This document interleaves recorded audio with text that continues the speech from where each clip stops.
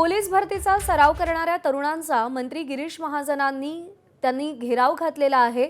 भाजप जिल्हा कार्यालयासमोर विद्यार्थ्यांनी रास्ता रोको करत मंत्री गिरीश महाजनांना घेराव घातलाय।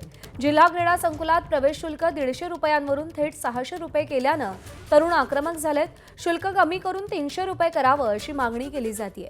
गुन्हा दाखल झाल्यास पोलीस विभागात भरती होता येणार नाही या शब्दात मंत्री गिरीश महाजन यांनी आंदोलन करणाऱ्या तरुणांना चांगलंच खडसावलंय।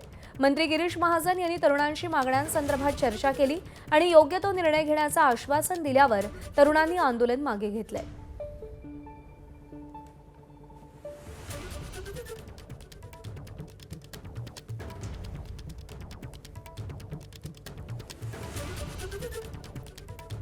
भाजप कार्यालयासमोरच तरुणांनी रास्ता रोको केलेला आहे।